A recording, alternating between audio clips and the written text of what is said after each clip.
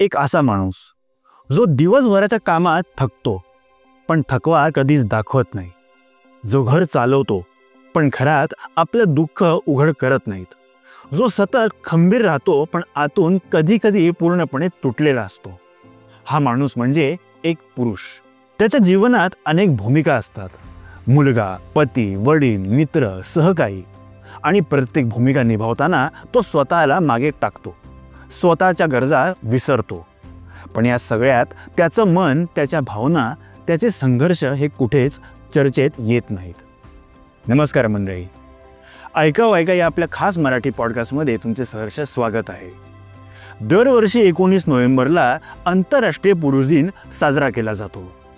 अजून अनेकांना या दिनाबद्दल फारशी माहिती नाही। महिला दिन आपण सगळे मोठ्या उत्साहाने साजरा करतो, पण पुरुष दिनाकडे मात्र फारसे कोणीच लक्ष देत नाही।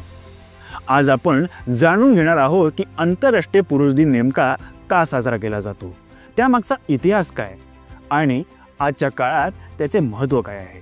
आंतरराष्ट्रीय पुरुष दिन हा मुख्यतः पुरुषांच्या आरोग्याविषयी जनजागृती, समाजातील त्यांचे योगदान, त्यांच्या अडचणी, मानसिक तणाव यावर लक्ष वेधण्यासाठी साजरा केला जातो।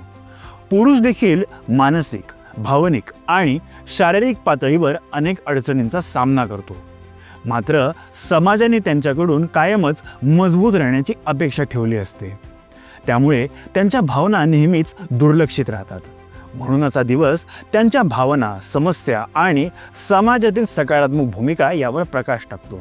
या दिनाचा इतिहास पाहिला तर 1992 साली अमेरिकेतील थॉमस ऑस्टर यांनी या दिनाची संकल्पना मांडली आहे, मात्र त्यावेळी फारसा प्रतिसाद मिळाला नाही। नंतर 1999 साली त्रिनिदाद आणि टोबॅगो येथील डॉक्टर जेरोम टेल्स्किंग यांनी आपल्या वडिलांच्या स्मरणार्थ 19 नोव्हेंबर हा दिवस निवडला आणि त्या दिवशी आंतरराष्ट्रीय पुरुष दिन अधिकृतरित्या साजरा करण्यात आला।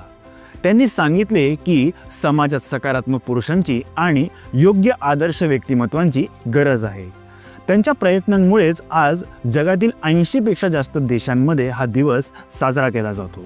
पुरुष दिनाचा मुख्य उद्दिष्ट म्हणजे समाजात त्यांच्या योगदानाचे कौतुक करणे, तरुण मुलांना चांगले रोल मॉडेल्स मिळवून देणे, स्त्री पुरुष समतेचा प्रचार करणे, पुरुषांवरील भेदभावाविरोधात आवाज उठवणे आणि सुरक्षित समाज घडवणे।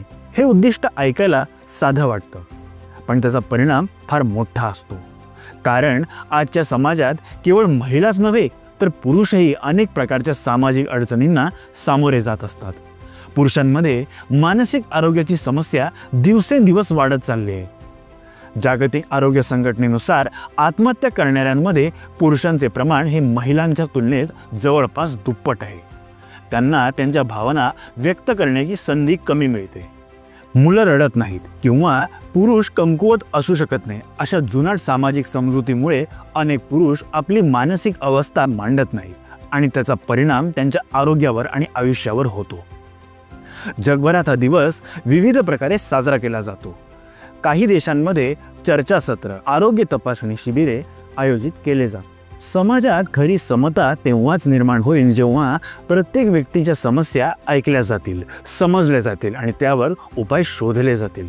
म्हणूनच आंतरराष्ट्रीय पुरुष दिन साजरा करण्यामागचा उद्देश हा केवळ एक दिवस साजरा करणं नसून पुरुषांच्या जीवनातल्या समस्यांना ओळख देणे, त्यांचं योगदान मान्य करणे आणि त्यांना भावनिक, मानसिक आधार देणे असं आहे।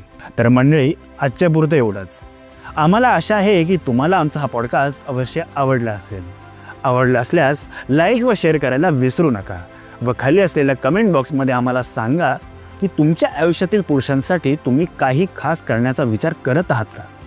एखादं स्पेशल गिफ्ट, एक प्रेमळ पत्र किंवा फक्त मनापासून दिलेला एक धन्यवाद, काहीही असो, त्या व्यक्तीला खास वाटणं महत्त्वाचं आहे।